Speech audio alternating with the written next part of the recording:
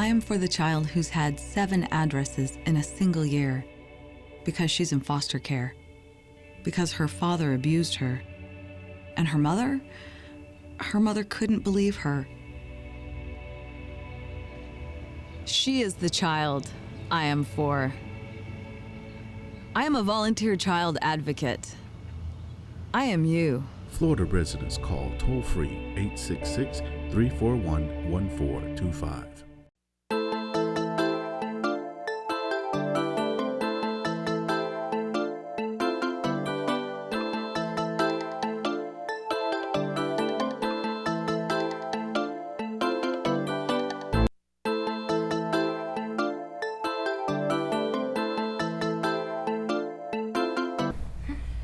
Good evening. Welcome to another edition of EduTV. I'm your host, Greg Perkins, and we have my co-host back to join us again, Miss Lisa Garrigas. Today, again, we're going to focus on Teacher Talk. Remember, Teacher Talk is a new segment that we're doing because teachers, we want you to be able to have access to ideas that meet the FSA standards and that you can actually use in the classroom. And parents, a lot of these lessons you can use too, because with the Common Core, FSA, things are a lot tougher now. So we just want to make sure that we are bringing you that useful information you can use.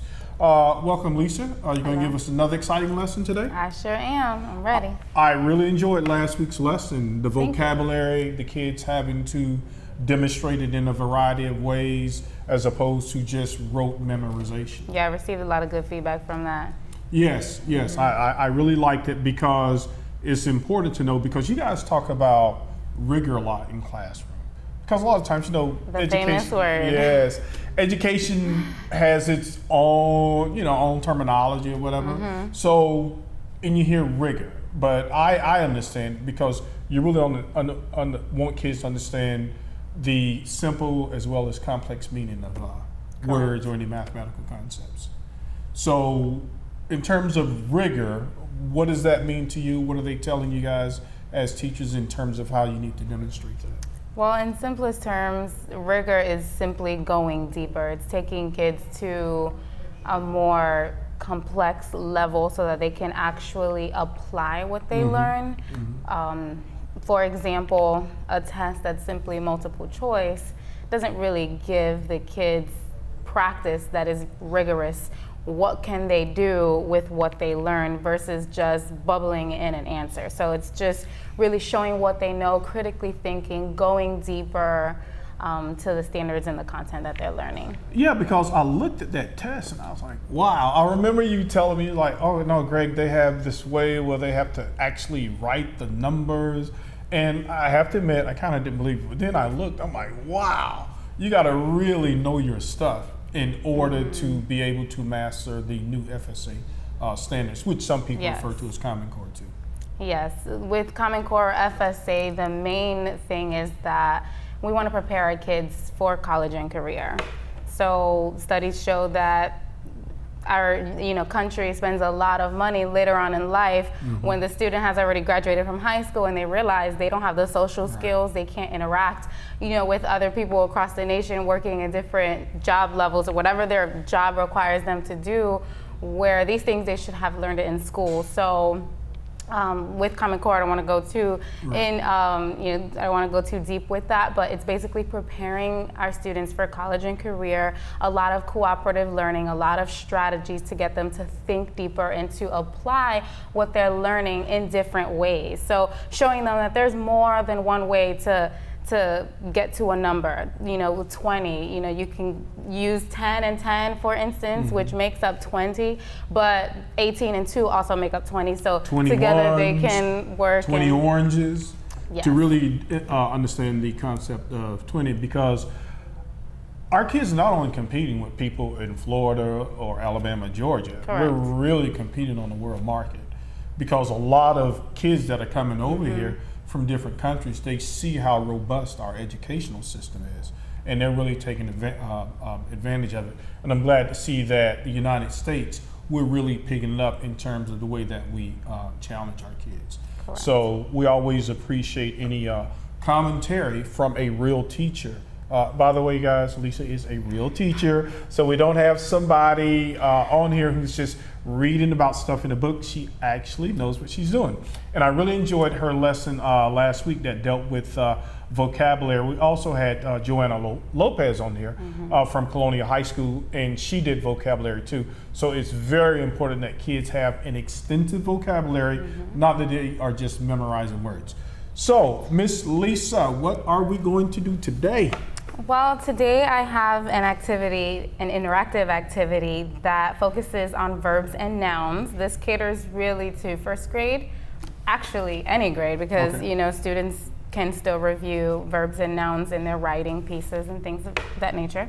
However, I actually used this lesson in my kindergarten classroom towards the end of the year because my kids were ready. So we went into it, and they love exciting lessons that challenge them.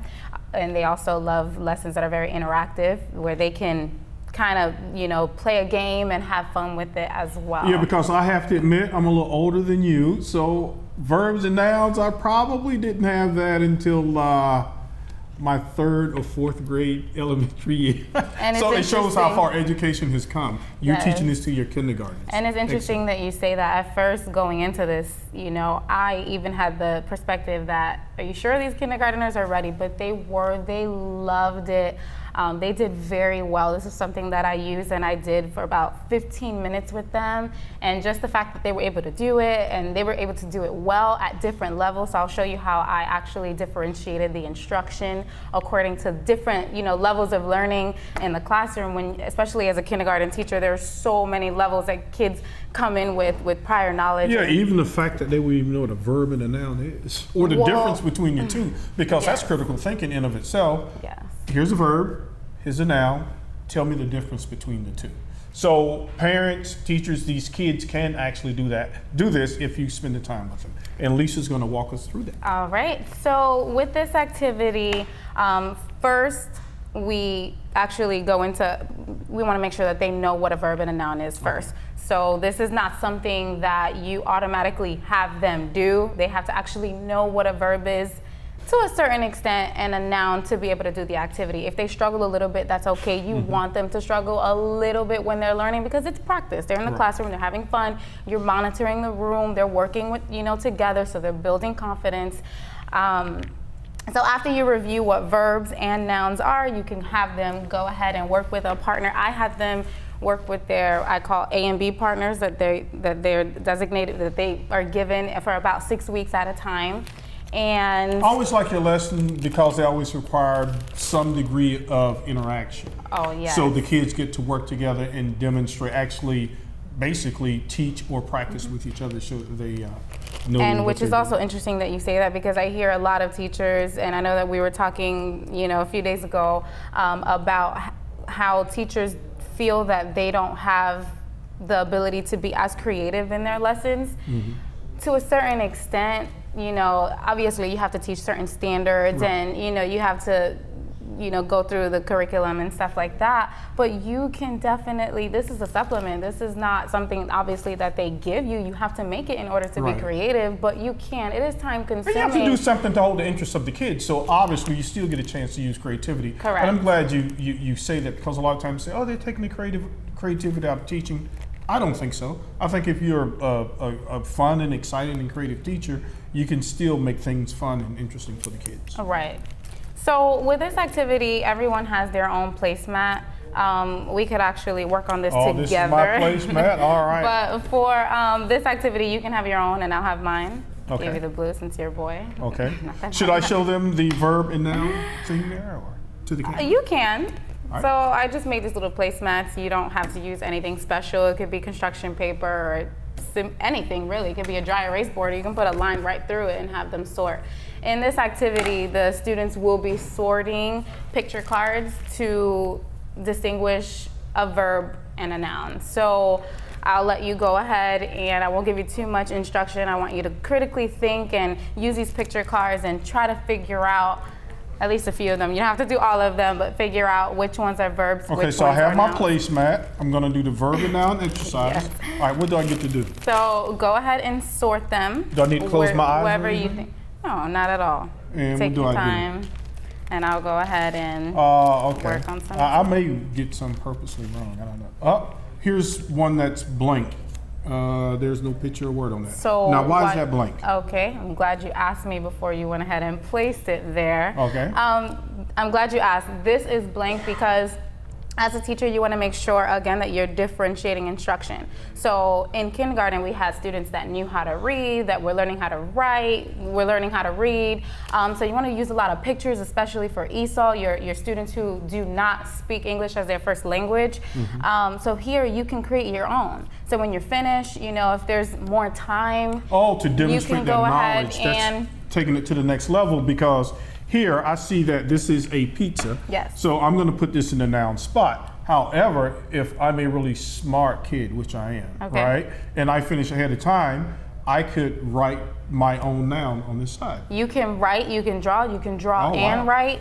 As long as you can be able to explain to me when I come by and I see, I mean, it may look like a scribble scrabble, that's okay, kids draw differently, but can you explain to me what that picture is and why you placed it in the noun column? All right, I think I've created So- my first. And I actually want you to go ahead Placement. and use one of these cards. Don't find the easy way out. Go Okay. ahead and be creative. Let's see.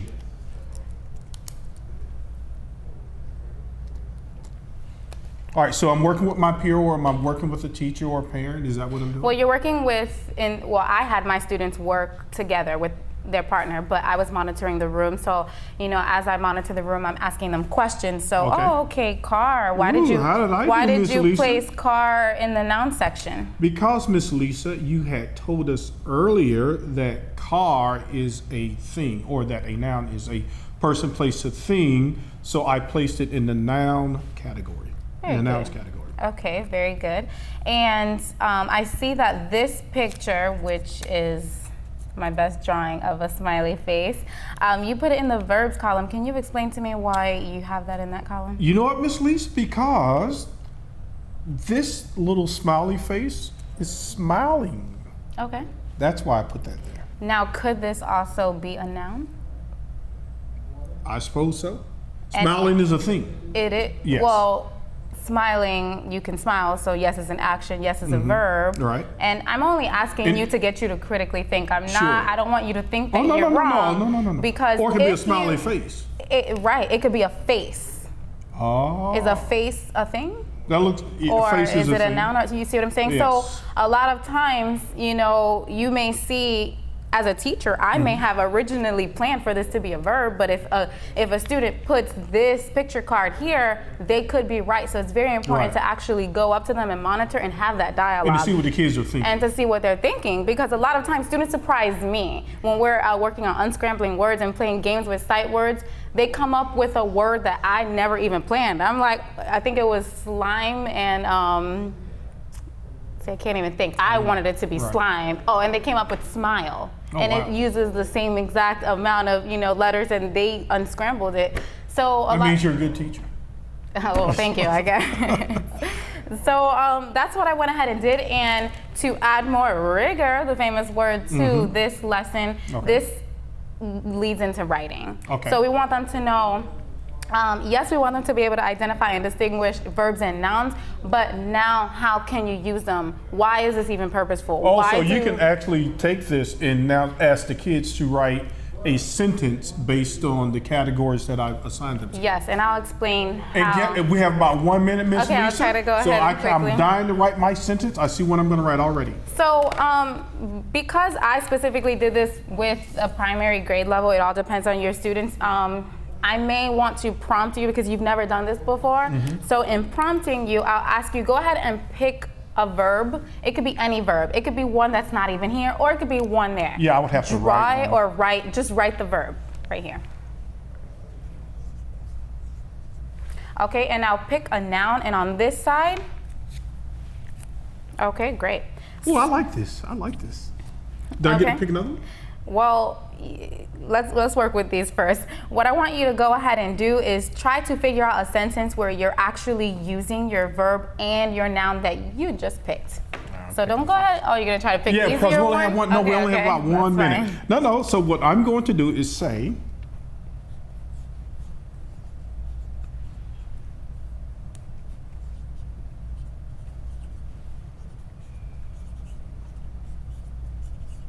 I ate pizza at Walt Disney. And a lot of times you may want to actually read that to me in case I can't ate really... pizza at Walt Disney World. Guys, I love this lesson. Last week was vocabulary. Today is the verb and noun. And we're going to get to a point to where we can post these lessons on our website. And we want you to go to edufl.tv to get these awesome lessons that have been created by Miss Garrigas and other teachers that we will have on the Teacher Talk segment of EduTV. Thank you, and we'll see you next week. Have a great day. This show is brought to you by Boricua Beer, coming to your local retailer in September. Hi, my name is Lisa Pino. I'm a Latina role model. I am a student at the University of Central Florida, graduating with her communication degree in December. My advice to students is to stay focused, stay dedicated, and don't let challenges bring you down. It is not about the goal, it is about the road.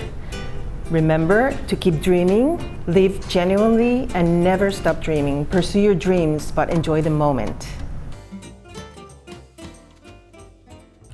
Hello, and welcome back to the second segment of EduTV. Today's guest is Miss Kietta Mayweather-Gamble. Hello, how are you? I'm doing well. Welcome, Kietta. She is the National Director of Edumatics, which is a tutoring and professional development center, which segues nicely into all the topics that we try to cover here on EduTV. Tutoring. Why is tutoring important? And I guess it would be really important now since we have all these high stakes tests. Well, you know what, Greg? This is the thing. Mm-hmm. Tutoring is something that people used to think that was something extra, something that people genuinely would do, you know, when they had the affordability. Mm-hmm. But tutoring is actually a necessity because what you're doing, even if your child is on grade level, mm-hmm. you know, that student still needs to be enriched. I mean, as you know, mm-hmm. as we all know, mm-hmm. I mean, it takes more than beauty. I mean, you know I'm beautiful. Mm-hmm. I mean, we all know that. But it takes more than beauty, right. you know, in order to, you know, make it in this world today. Mm-hmm. We're danced on the global stage. Mm-hmm. So we're competing now against people in all these different other countries. Mm-hmm. So I think to use the term just as like a tutoring type thing, mm-hmm. we really need to understand that this is more of an enrichment type thing. This is something that we all need. You need some tutoring too in some things too. I do too. We all do. So No, I agree. One of my mm-hmm. favorite books is called Talent is Overrated. Mm-hmm. And one of the things that this guy talks about in his book, he said, look, if you want to be good at something, if it's academics, if it's athletics, if it's anything, you need constant practice. Yeah. So the school day really doesn't end once that kid leaves the school. You know, and it doesn't. And what I found, Greg, is a couple of things. You know, I don't know if you all have actually seen like the new standards, the Common Core mm-hmm. standards. And most states are using these standards, which actually is good. I think the way that it was introduced to our students in Florida was a bit overwhelming, but it needs to be done because mm-hmm. it's all concept based, and that's what we do too. When we tutor K through 12, we tutor the concept. I know that some parents have come in, Greg, and they were upset because they wanted help with homework, mm-hmm. you know, but the student is not going to learn by just getting homework help. They have to understand the concept and how they derive those answers. Mm-hmm. And this is what this Florida Standards Test is about. Mm-hmm. And with the Common Core, you know, either you know it or you don't. Mm-hmm. So, you know, with that being said, it's so many different facets of this educational, you know, of these educational components when it comes down to education that these students need to really, really, truly understand what they're doing. But Greg, guess what? It's not just the students. Some of the teachers need to understand how to teach these students. I agree. Yeah. Because like we talked about earlier, you need to be constantly practicing your skills, whether it's delivering a lesson plan, whether it's brushing up on the interview techniques, and Edumatics offers all of that. So you guys go beyond tutoring. Tell me about that. We do, because we can actually help you with your interviewing techniques. Mm-hmm. They're already good, but we can do that too as well. Mm-hmm. We're a full service industry. Education doesn't stop just at school. You know, when you want to develop yourself, you know, for that new job promotion, mm-hmm. you need some education. Mm-hmm. You know, when you want to become that CEO that you always dreamed of being. Mm-hmm. You know, Steve Jobs didn't just, you know, start being a CEO, a great CEO when he was born. Mm-hmm. You know, some people are born king, some people have to take the crown. Mm-hmm. So you have to understand where your role is, mm-hmm. and then understand how you need to get to that role, and we can help you do that. Mm-hmm. I mean, all students are not going to go to college. I mean, we need to understand that. Mm-hmm. But we are here to help students get on their pathway to their careers. We're here for people that's already in their careers to grow. We're here, you know, to assist people, you know, when they want to be a dynamic CEO or charismatic CEO, as myself. We can tutor that as well. Or you know, be help modest. with that. Oh, like, of course. But we also, you know, Greg, need to understand that we can't put all the blame on the students, because it's the parents and the teachers as well. You have some parents, I'm just going to keep it 100 with you all now. I hope you all don't think I'm being disrespectful. But you have some teachers that don't deliver the assignments in the manner in which the students can truly learn. So that needs to be addressed as well. And you also have parents that think they're going to send their students to school and that's just it. Education doesn't stop at school. It started first in the home and it's the end in the home. So, you know, these are all things that we need to address. And of course, there's some parents that we need to help as well, because we have different parenting seminars and classes to help with the anxiety of testing and how to help your student. So these are things, Greg, that this is why this Edumatics was birthed. Okay. We need to really help people, because in the end, we all need to work together in order to be successful. So sounds like you are developing the whole child, or in some cases the whole person, Yes. with all of the things that they need to know in order to master whatever it is that they're doing. Well, we can start tutoring from pre-K until death, because everybody needs to learn. As the old scholar always said, you know, the day you stop learning is the day you realize you're a fool. So, you know, we all need to continue to learn, and I think that's the most important part. But at the same time, Greg, we all need to accept that we need to learn, and accept the fact that everybody has a teachable moment. Now, what is your opinion on, a lot of times people, they'll get frustrated, and I know that you help students with certain tests. People say, well, you shouldn't teach to the test. What are your thoughts on teaching to the test? Because this is what I think, right? The rest of our lives, we're gonna have to take a test. You gotta take a test to be a nurse. You gotta take a test to be a doctor. You gotta take a test to be able to drive. What are your thoughts on preparing kids to actually pass a test? Well, I just want to make sure I let you all know Edumatics is an official Pearson's View Testing Site Center. So any testing that you all take, being professional, nursing, any type of thing with professional certifications, we can offer that there here at our center at Edumatics. But to answer your question, Greg, you know, teaching to the test is just what it is. It's teaching to the test.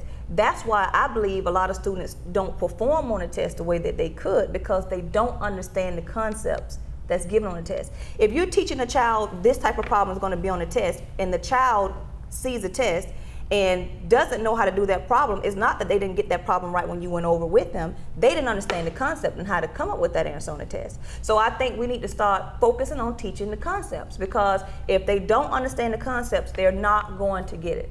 And giving students additional practice. Like you said, the school day doesn't end after the child gets out of school, because now you need to go home and actually practice. Well, what about some of the parents, though, that don't know how to do some of this stuff? That's why they need to come to Edumatics as well. Right, that's what I'm saying. That's why tutoring is important, right? Yeah, I mean, because some parents don't know how to help their child, and you may not be able to help your child with algebra 2 or trigonometry, but you need to know how to get to those resources in order to assist your children. I mean, this is the parental obligation, and I'm serious. I know there's some parents out there, and some single parents always say stuff, you know, I've heard them say rather in the past, you know, I'm a single parent, I can't do this. But guess what? Your parenting duties does not stop because you're a single parent. You are responsible for this child. So do what you have to do and make it work. Like, seriously? I mean, you know. Like, you mentioned earlier about the global marks, and it is competitive. Yes, I mean, I've read a couple of books, and what they're requiring of kids now, I see kids at an elementary level, maybe in 3rd grade, I don't learn this stuff until 5th or 6th. So how has the tutoring industry transitioned to help keep up with those type of academic demands? Well, many of those tutoring facilities haven't transitioned. That's why we always have taught Common Core standards. You know, teaching children homework or, you know, repetitive thinking, that's one thing. But if the child does not understand how to come up with this is just not going to work. I believe, you know, Greg, in this case, that this is why teachers need to also stay abreast of what's going on, how to teach the different skills, everybody need to be brushed up on skills. As you know, doctors have continuing education. That's true. Things they need to do. I mean, so why is teachers not thinking they have continuing education, not just a workshop? Right. You need to really understand and get some more focus on what it is to help these children, because everybody learns differently. So I think teachers need to learn how to manage their time, to figure out and meet that student where their needs are, and then address those issues without being overwhelmed as well. This is why teachers also need that extra support. So, Greg, everybody needs support. Yeah. Yeah, the excellence in education. I went to Florida A&M, and that was the slogan. So did I. Okay. I'm an undergraduate. But Kietta, it wasn't until I began, kind of like after my educational career, when I started reading books, that I really understood what that meant. Excellence. What does that mean? So a child should try to make a 100 on anything that he does in order to make sure that they do truly understand the concept. What are your thoughts on that? Well, I'm not sure if a child needs to, if it has to be a 100, they always should strive for 100. I mean, but there's some tricky questions. Some kids, some people may not get, but it's not that they don't understand the concept. They was sort of like tricked on the question.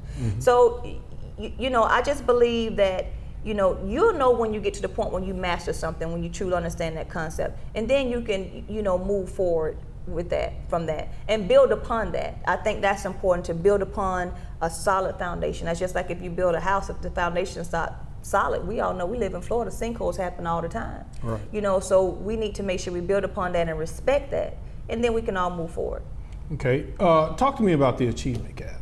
Okay, what role does Edumatics play in closing that achievement gap? Because it's so frustrating to me to constantly see Black and brown students not performing at the same level as white students. When is this going to stop? Or will it ever stop? I don't know. Well, first of all, I think that some of the socioeconomic differences will make a difference.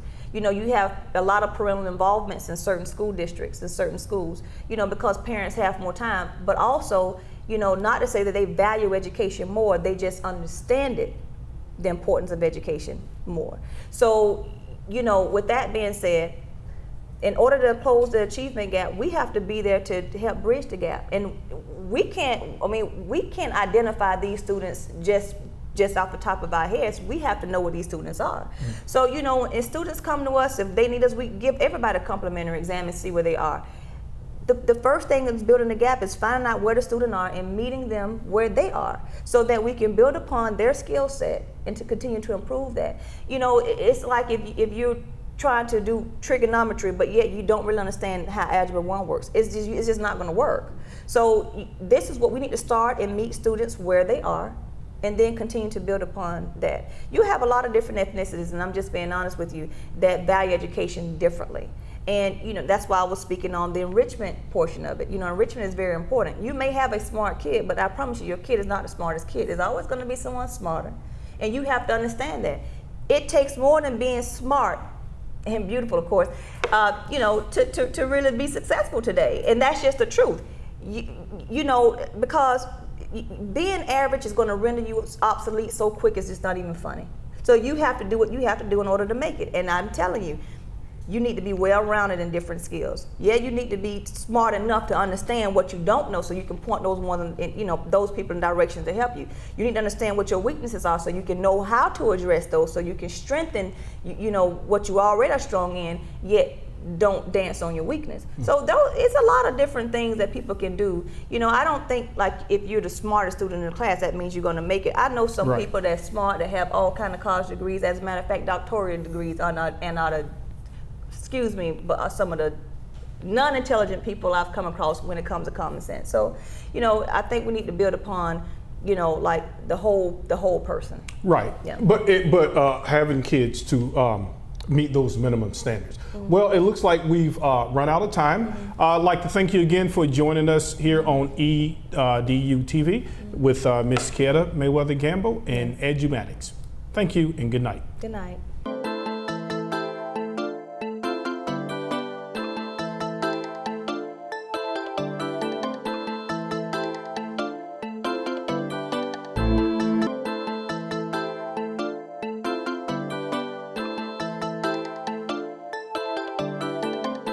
This show is brought to you by Boricua Beer, coming to your local retailer in September.